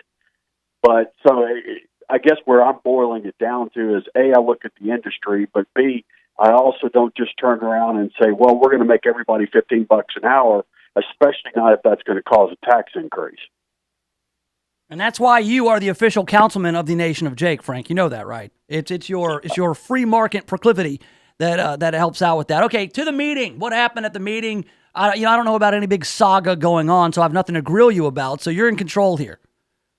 Well, it's two things that I thought were interesting. It's election season, so a lot of my colleagues are not touching the hot button stuff. But the two things that I thought were very important is we allocated $3 million to match up with the state's $5 million and private donations of over $10 million to the new University of Memphis Tennis Center at Lethbridge, which, as I was fond of pointing out, we're putting $3 million into a Memphis City Park to upgrade it to world-class tennis, but we're getting a $19 million facility, $19 million facility out of it. And the answer is yes, and it's true, and it's multiple indoor courts, multiple outdoor courts are going to be added. the great University of Memphis Tigers are going to be playing there. So that's a real feather in the cap to Memphis in terms of not what you would normally hear from folks, not, the things that you normally see going on in Memphis, but this is one of those extras that we'd like to add that the community can all enjoy. I mean, not everybody may play chess or checkers or basketball or fencing or be a student or be a work. This is something extra that we add. And I think that was positive. Part two. Well, hold on, wait. Let's talk about tennis for a second. I mean, tennis is something where not a lot of kids have the access to tennis courts, and that's the thing. It's kind of like a lost art. Tennis, you get out there. I mean, it's a great workout. For number one, I can't move laterally that fast, but I mean, I really like to go into the Memphis Open, and it's gone now. So like that, the Memphis tennis scene took a pretty big hit when the Memphis Open went up to New York or wherever it is now. Is there any possibility that a tournament like that could be at this new facility? I don't know that it has the seating for something like that. I mean, the Racket Club was an incredible experience. Oh, yeah. It was so close. It was so close to the athletes that, I mean, you could literally hear them talking to themselves, and as they were thinking through things. I thoroughly loved the tournament going back to the 70s when Connors would play. I mean, it was a thrill to be there. By the way, Memphis even had Farrah Fawcett come by. Oh, yeah? He really did. Oh, very much so. Very much so. She was as beautiful in person as she was on the poster. Right, the poster that you had in your room, I know you did. Here's the thing. I don't even like tennis. Like, I can't play it. I'm not very good at it. I don't really know the rules. I can watch some highlights of it. But at the same time, going to the Memphis Open at the Racket Club, that was so much fun. It's a great experience going live, because you can really get an appreciation for how athletic these guys are and how now they're all huge, these tennis players. I mean, they're big old guys. 6'8", 6'9". Massive. I mean, they've got wingspans like you would imagine. Well, it's sort of like seeing our favorite bands play. I mean, you can watch them on television, watch them on YouTube, right, and all that. But nothing beats the live show, whether it's baseball, football, basketball, or it doesn't matter. I mean, it's just. But that is that excellent, incredible add to Memphis, Tennessee that makes it just a little bit more unique, a little bit more to offer everyone. And again, kids coming to play and learning the sport that may or may not have had the opportunity, or may not be good at something else. All of a sudden, you have the next Serena Williams playing, or right. The next I guess Jimmy Connors, I guess. But to go back into the history books, but again, it's a feather in the cap that it's quasi local, state, and private donations that put this thing over the top. I mean, it shows, I hope, that everybody in the nation can grasp on and really enjoy, is that it's not just something, we're just reaching into the tax books, we're just reaching into our pockets doing that. They see all of a sudden everybody's got buy-in, so everybody has a reason to make it succeed. Yes, it's value, man. It sounds like a good value. All right, what's the next thing with the tennis center there, Frank Colvett? Well, we're going obviously the plans are going to go off for construction. I don't know that the architects have even been picked. They have. I don't recall who it is, but there's probably going to be a YouTube video. They can do simulations now, what it would be like to actually walk the halls of this place, see it. Yeah, I'm sure mock-ups and all kinds of stuff will be out in the paper and whatnot. That's cool. What's this other thing you guys did with licenses, making it a little easier for people to get around and pay off their fines and still be able to get to work? That's correct. We've expanded the program. What I hope nobody in the nation knows is that, once you lose your license, you have court costs, you have fines, and you have state costs, different court fines on top of that. And kind of like bad credit card debt, it just piles on and piles on. Yeah. Literally you can't. So we've implemented and expanding a program to help people because, let's face it, our public transportation system needs a lot of help. It helps these folks get their licenses clean so they can get to work and have a good job. So while I'm not super happy to let people not totally pay their debts like they should, at the same time, for good people that have had a problem and are working and need to get to work, need to get to school, I think this is a good way to help some folks. Yeah, it kind of creates a catch-22. It's like, hey, you got to pay these fines. It's like, well, you took my license. I can't get to work. I lost my job. It's like, all right, well, there's going to be more fines involved. Figure it out. I was like, well, if you would just let me drive while I pay, this would not be a problem. But it's kind of like sometimes the rigid hand of the law doesn't really lend itself to resolution of the problem.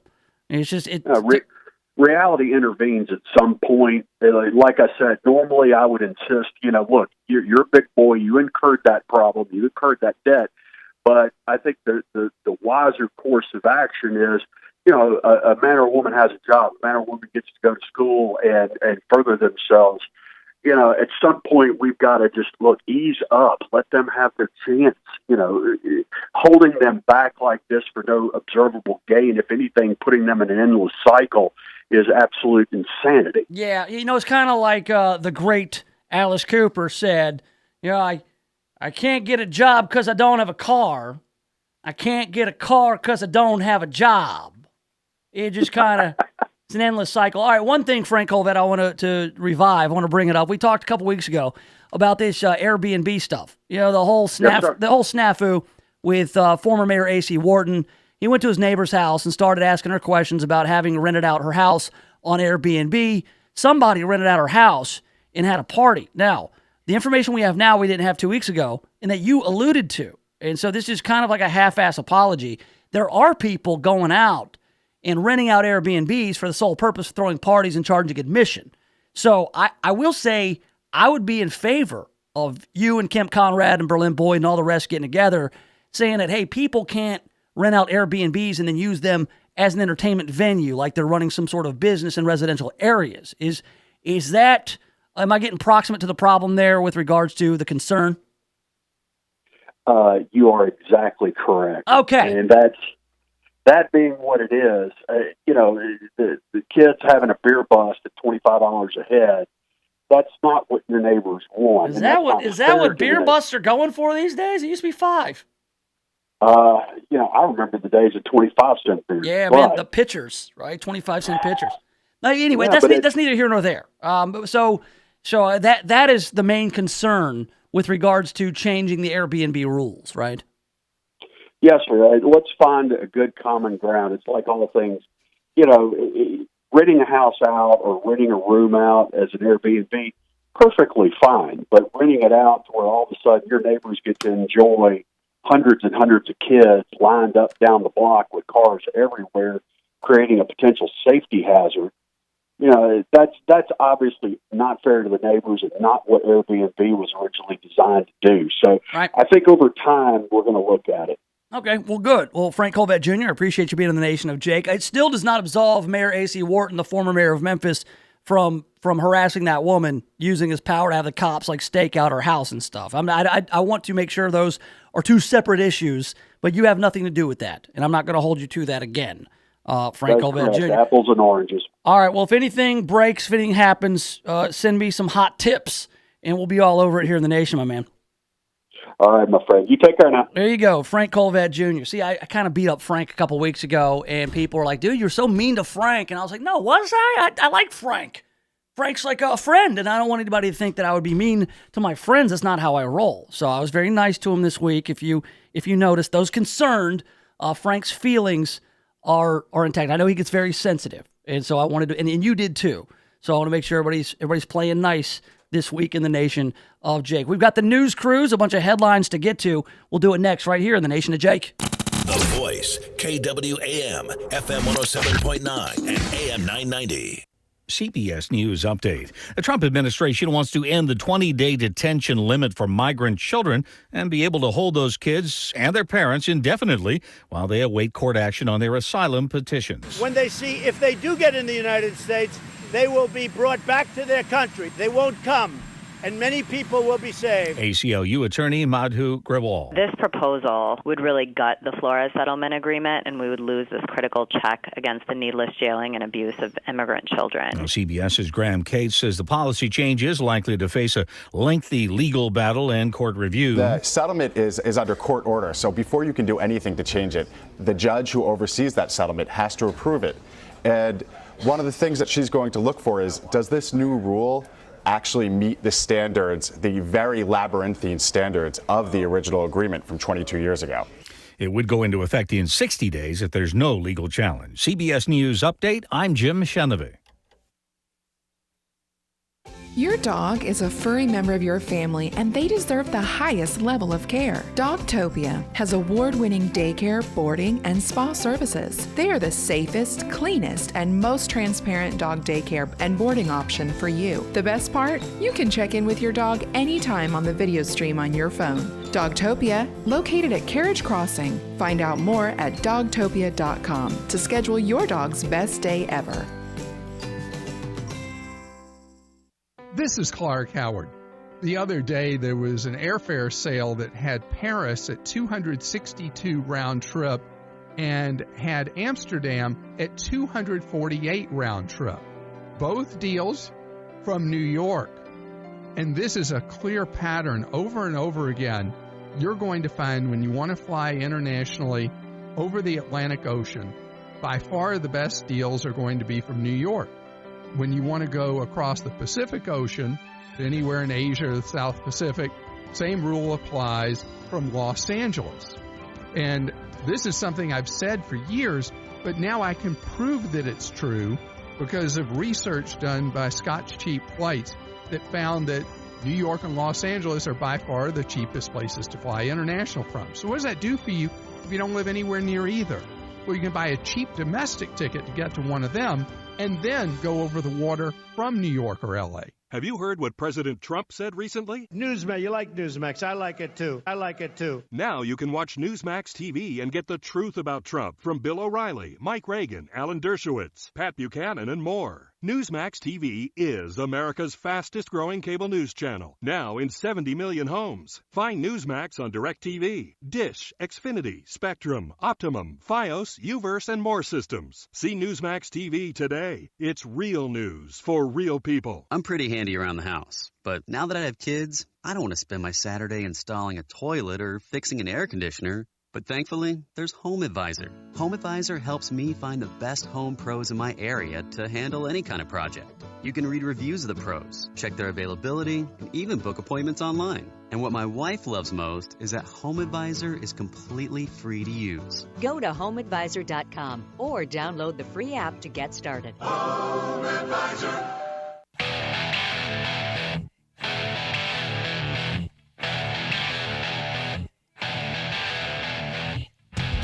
All right, welcome back to it. Yes, have some. The Nation of Jake on The Voice, FM 107.9, AM 990, online, KWAMTheVoice.com, streaming live there on the YouTube, the channel Nation of Jake, Nation of Jake.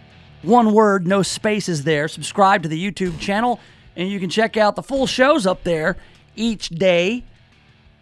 We're also on Facebook and Twitter at Nation of Jake. Plenty of headlines to get to today. And we do it in the news cruise. It's a C word of the vessel. Got barnacles. It's got a poop deck.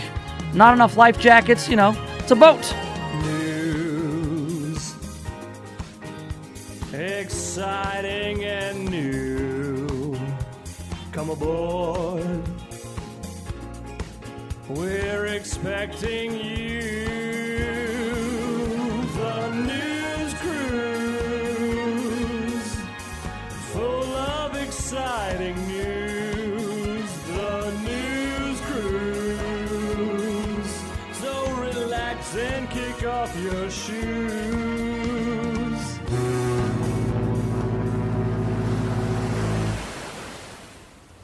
All right, welcome aboard the news cruise brought to you by our friends at Just Windows Home Services.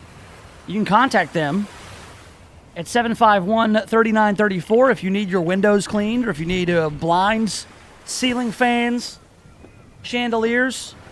They can do a lot of stuff on the inside and outside of your home. They can clean off your roof. Storm blew through last night, was not expecting it. I woke up today to all kinds of leaves and branches on the roof, clogging up the gutters. And that's where mosquitoes like to go if you've got, a lot of mud and dirt kind of caked onto your driveway, your patio, your walkways, your deck. They can do pressure washing. So make sure and give them a call. Let them be your go-to guys for all that kind of stuff. Have them out a couple times a year. Just give them a call, 751-3934. Tell them you heard about Just Windows Home Services in the Nation of Jake, and then you will get 20% off. 751-3934. That's 751-3934. Okay, so first up in the news cruise, we got reports out of Bartlett that threatening notes were left on doors of 2 churches. The New Hope Christian Church and Christ Church, both located either on or close proximity to Yale Road, received the notes. Family members told police that the person who left the notes has several mental health issues, according to Bartlett Police Department. The letters in question are not that of a direct threat of imminent violence, but more related to delusional ideologies. The person who left the letters is no longer in the Mid-South metropolitan area, and police said there is no apparent threat to Bartlett. This comes just a day after a report on a mass shooting that was thwarted, said to be carried out Thursday in Memphis somewhere. This Thomas McVicker made what federal authorities call credible threats of a mass shooting and slit the pastor's throat in Memphis, saying that spiritual spiders and snakes were put under his mattress. And they said that he also had mental health issues, schizophrenia, had spent time in a mental facility, and also partook in the cocaine and the meth. So, we're getting a lot of different reports of people arrested for plotting mass shootings. I think that the number is like 27 since the Dayton and El Paso shootings a couple of weeks ago. Federal authorities and some local authorities have taken 27 people into custody, which is, they're probably doing this all the time, but right now is when you really want to know that they are following up on every tip and every threat that's being made. So a couple of potential threatening letters found at churches in Bartlett there. Out in Germantown, they've set an opening for the Container Store. That's right. The Container Store will soon open a Memphis area location in Germantown. They sell storage and organization products. So like what, like Rubbermaid bins? I guess they're going to open in September. That's going to be right next to the Trader Joe's, which that was a big deal, right? Forever there are people, open a Trader Joe's in Memphis, and then open in Germantown. Everybody's like, all right. And now I'm just going to tell you this right now. From what I know about Container Stores and Trader Joe's, put them next to each other, sharing a parking lot, avoid that parking lot. I'm not saying don't go to Trader Joe's. I'm not saying don't go to the Container Store. I mean, do whatever you want, but that parking lot is going to be a disaster. In fact, there are a few parking lots I will never go in. One of them is that one. I will never, ever drive my car into that parking lot. The other one is that soccerplex over by Germantown Middle School, the Germantown Soccerplex. I don't even do it. I will park half a mile away before I try to navigate that fender bender hell. It's the worst parking lot in the history of man born of woman, and I'll never go in it. That said, I'm not sure I get the Container Store. You can get Rubbermaid bins at the Walmarts for probably a lot cheaper. I'm sure they've got all the latest technology with regards to organizational products. Well, I like using milk crates. Stack milk crates up, you got cubbies. That's what I do. We've got fantastic news for you catfish lovers. Yeah, Catfish Cabin has a new owner. Beavis Bell now owns the Catfish Cabin. He has big expectations. I've never heard of a real person named Beavis. I mean, there was a guy we used to call Beavis. He was in a band called Dog. He was a bass player. But this is Beavis Bell, if that's how you pronounce it, B-E-V-I-S, Beavis. He's going to reopen the Catfish Cabin, and they're going to call it Bell's Catfish and Soul Food Restaurant with exquisite catering. Okay, so Catfish Cabin, now owned by Beavis, used to be owned by the Ezels, and it was featured on Gordon Ramsay's 24 Hours to Hell and Back, and there were a lot of complaints about grease and all kinds of nastiness and ants carrying hush puppies around. So I think that Catfish Cabin is kind of outlived the brand. Although, I wish all the good luck to Beavis for his Bell's Catfish and Soul Food. That said, though, Catfish Cabin just rolls off the tongue. That's a great Catfish Cabin. Going to Catfish Cabin. Now, hopefully, somebody will pick up the torch of the Catfish Cabin maybe reopen somewhere else. Maybe give it a tropical flavor. Have like Catfish Cabana. That said, good luck to Beavis. Yeah. Catfish rules. Yeah. Because I'm sorry, you talk like that. Beavis said, this area of town, I needed a good customer service and good food and a place for like live music and stuff. Yeah, I'm planning to open up the soul food place. Yeah, rules. Yeah. So, in closing, Beavis said, I always wanted own my own restaurant. And Mr. Charles wanted to retire, so I was like, yeah, rules. Yeah. Fire. Yeah. It just fell into place by the grace of God. Oh, shut up, Beavis. Oh, we've got a sex offender arrested again after allegedly assaulting a boy walking his dog. Why are these sex offenders able to get out? Like this guy, 59-year-old Reginald Gibson, he was arrested after inappropriately touching a 16-year-old boy who was outside with his dog. This guy was previously charged for a sex crime against a minor, designated a violent sex offender, did 30% of his 6-year sentence or something like that, and then he's out walking around. Wouldn't you think that violent sex offender, we'd keep them away at all, just away from children at all costs? Who's out walking around, whatever it is, around kids at McDonald's. Oh, by the way, they are constructing a new parking lot starting Monday at the Memphis Zoo. So hopefully it's going to create enough spaces till we never have to hear about the Greens Ward ever again. All right. The Greens Ward parking situation, the snafu, that's one thing that I think that Jim Strickland made a priority because people were so loud about it, like the 6 people who cared. It was weird because when all that Greens Ward stuff came on, the zoo parking was going on, I went out to a 5K at Shelby Farms. Everybody parked on the grass. Everybody. And nobody cared. There were no sit-ins. There were no protests. So they are creating 108 more parking spots there at the Memphis Zoo. And I think they have a new monkey at the Memphis Zoo as well. All right, we're going to take a break, get you set up for the Earl Farrell for Memphis show. That's coming up next. And also, why is Larry Bird so upset when they painted a mural in his honor? We'll do all that next right here in the Nation of Jake. The Voice, KWAM, FM 107.9 and AM 990. If you're thinking about buying or selling a home, stop. Don't do anything until you talk to my man, James Underwood. James Underwood has been helping people like you navigate the Mid-South real estate market for more than a decade. So whether you're looking to buy your first home or you want to upgrade to your forever home, James Underwood can help make it happen. No gimmicks, no guarantees, just a rock-solid guy that I've known for 25 years. So now, if you're looking to buy or sell a home, hit up James Underwood with CryLike. JamesUnderwood.crylike.com. That's JamesUnderwood.crylike.com. If you're in need of a professional cleaning service that takes your business as seriously as you do, call Jan Pro Cleaning Systems today. They understand how important it is to establish and maintain a professional image. That's why they offer the Jan Pro Signature Clean and the Jan Pro Guarantee. From regular scheduled cleaning to the tough stuff like stripping and waxing, buffing, carpet extractions, and detail cleaning, Jan Pro does it all. Call today for a free, no-obligation quote. 901-683-4900. Insured and bonded for your protection. Jan Pro Cleaning Systems. Measurable cleaning, guaranteed results.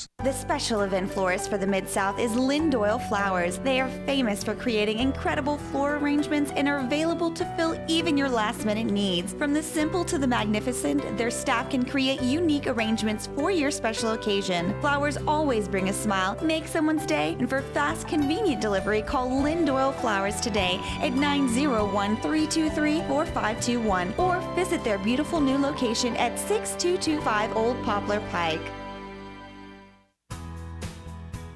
For expert service guaranteed, call 866-EXPERTS. That's the number that could save you up to 30% on your energy bills. Call today and Service Experts Heating and Air Conditioning will hook you up with an AC tune-up. Right now, save $20 on an AC tune-up. Service Experts Heating and Air Conditioning, your hometown Memphis tune-up pros. Call 866-EXPERTS. See website for license details. For baby boomers, here's something to think about. Will you have enough income during your retirement? Are you absolutely sure? Do you understand the difference between growth and income? How about bonds and bond funds? Are you 100% ready for RMDs? Do you have an estate plan? If you've said no to any of these, we can help. Right now, log on to theretirementinkomedoctor.com and tune in our brand new radio show right here, Saturday mornings at 10 a.m.